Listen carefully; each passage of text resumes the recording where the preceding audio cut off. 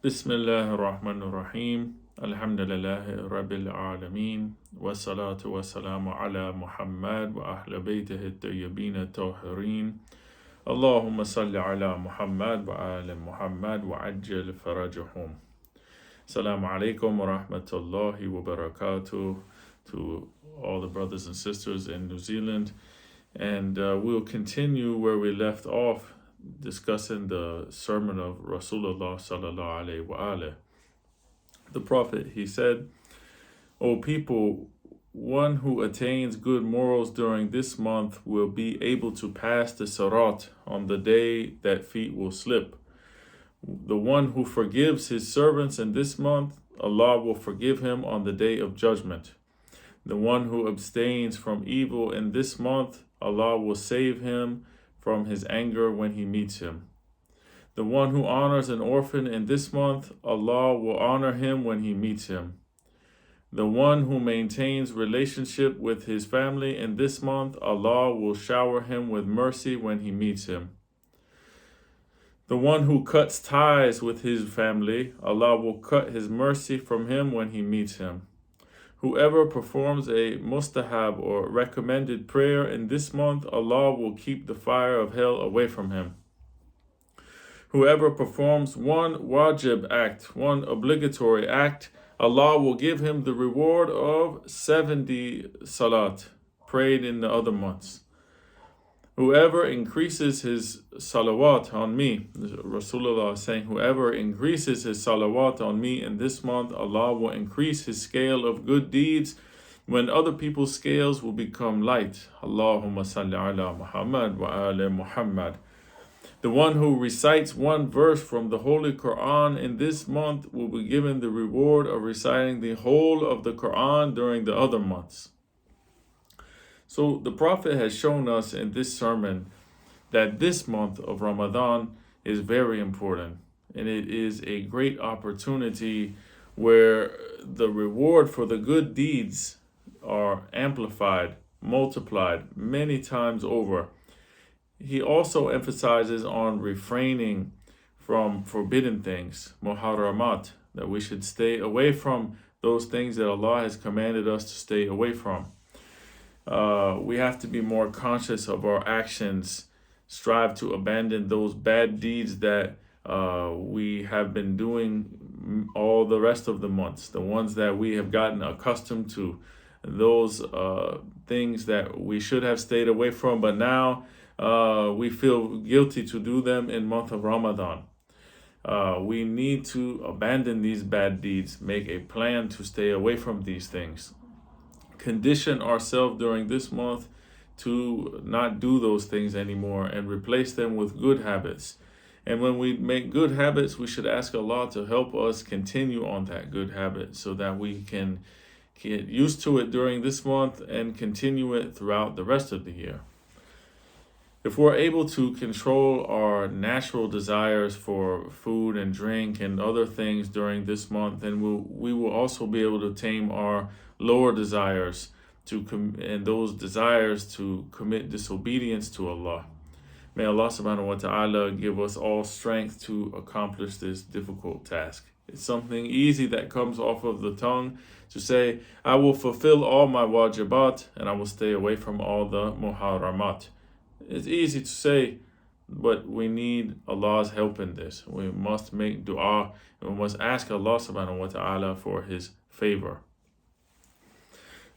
Fasting, when we look at it, is comprised of an outer fast and an inner fast. I'll discuss so we can become clear on this, inshallah. So the outer one are those things which will nullify the fast, those fasting nullifiers, such as eating, drinking, sexual relations, among other things that are listed in details in the book of jurisprudence. If one intentionally breaks his fast without a legal excuse, for example, they are liable for qada, repeating that day, and also for kafara.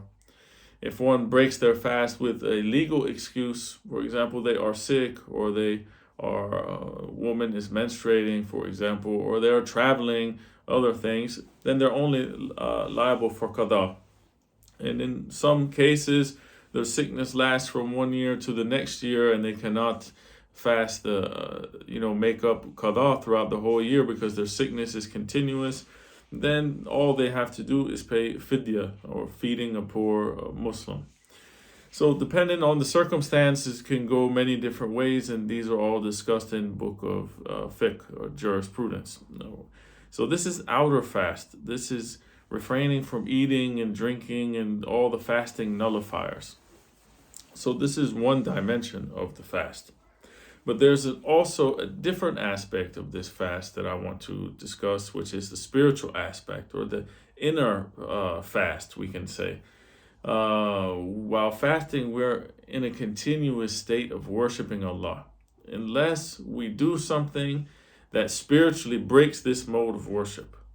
We have narration from Rasulullah sallallahu alaihi wasallam that said the fasting person is in a state of worship even while he is asleep in his bed.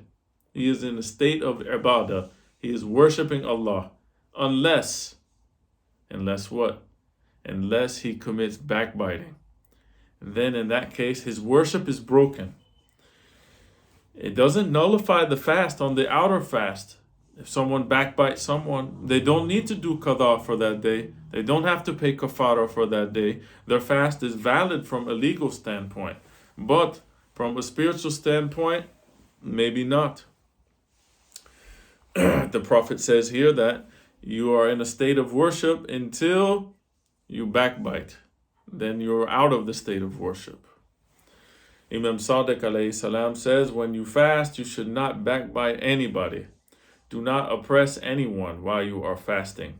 Don't be like those who fast for showing off. Their faces are dusty, their hair is all over the place, and their mouths are dry, just for making people know that they are fasting. While fasting, we shouldn't make a scene of it, that we are fasting. Fasting is an act between us and Allah subhanahu wa ta'ala. We don't need to go tell everyone, make announcements that, I am very hungry today because I am fasting. MashaAllah, I am fasting, this type of stuff. We don't need to go and tell everyone. We also have to be careful not to oppress other people, not to backbite other people, because all these type of things will disrupt the spiritual aspect of our fast. It's possible that someone is fasting in the month of Ramadan and he or she abstains from all those fasting nullifiers during the daylight hours, meaning that their fast is not invalidated in the sense that they will not have to repeat those days. They will not have to do qada. They will not have to do kafara. But at the same time, they may have invalidated the spiritual aspect of their fasting due to disobedience of Allah. Disobedience to Allah, and maybe they have gained very little from their fast, or worse, they gain nothing at all. Nothing from their fast. We have riwayat from Amir al-Mu'mineen Ali ibn Abi Talib alayhi salam that says, there are people who fast but will gain nothing from their fast except thirst.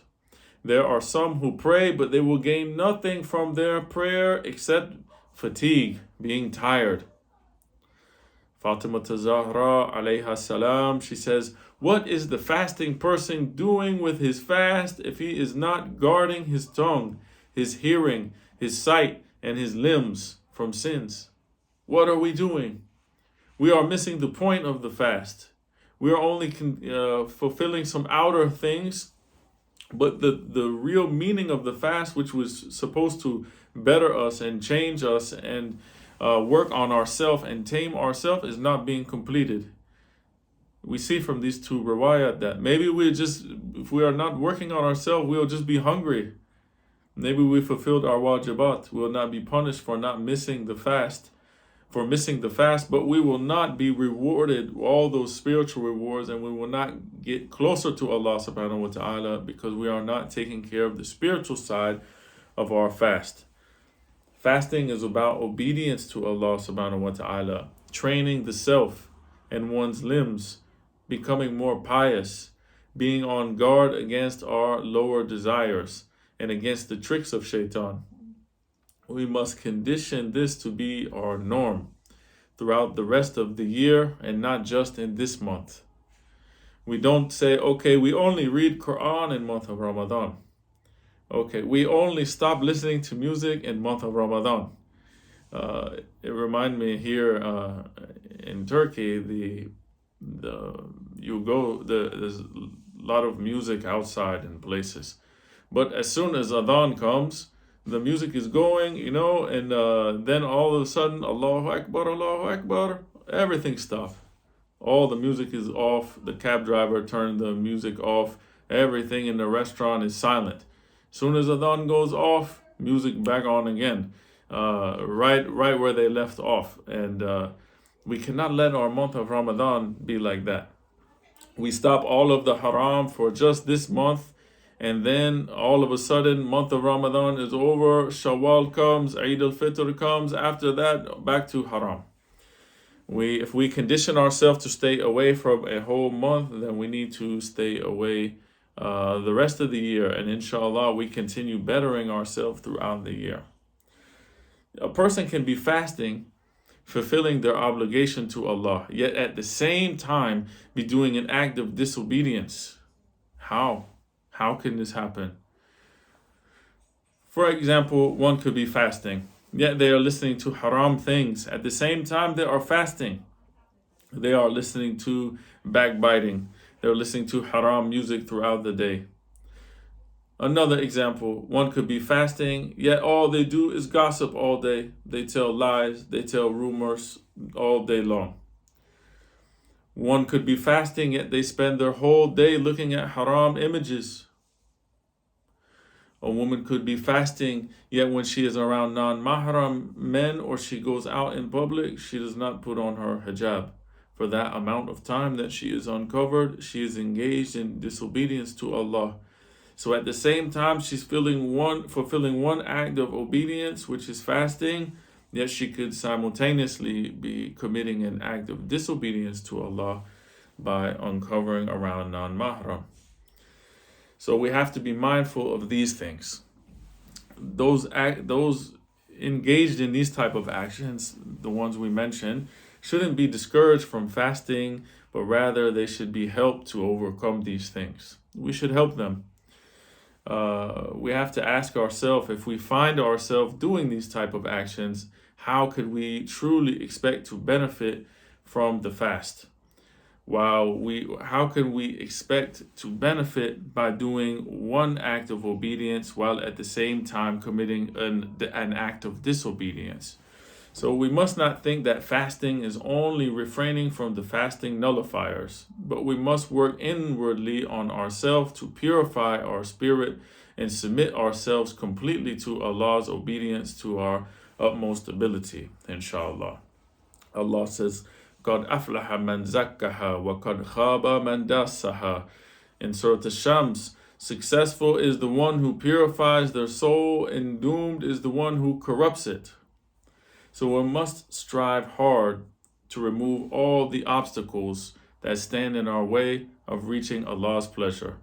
These 30 days that we have are a training ground for us, a training period for us to start out in the right way.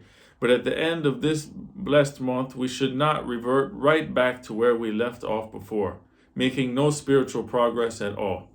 Fasting is a tool that will help us purify ourselves.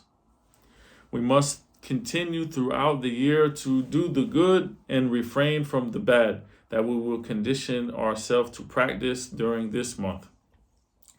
When we are restraining from haram, and we should continue to restrain from these haram things throughout the rest of the year. When we are doing extra good actions in this month, we should continue throughout the rest of the year. This is just a starting point, a blessed opportunity to take charge of our lives and to strive to get as close as we can to Allah by fulfilling the acts of obedience and refraining from those things that will bring about His displeasure. We ask Allah subhanahu wa ta'ala to help us not to squander this opportunity that He has given us, the tawfiq to be able to witness the month of Ramadan once again, and to grant us success in this fasting of ours both the physical outer fast and also the inward spiritual fast. اللهم عجل وليك الفرج. اللهم صل على محمد وآل محمد.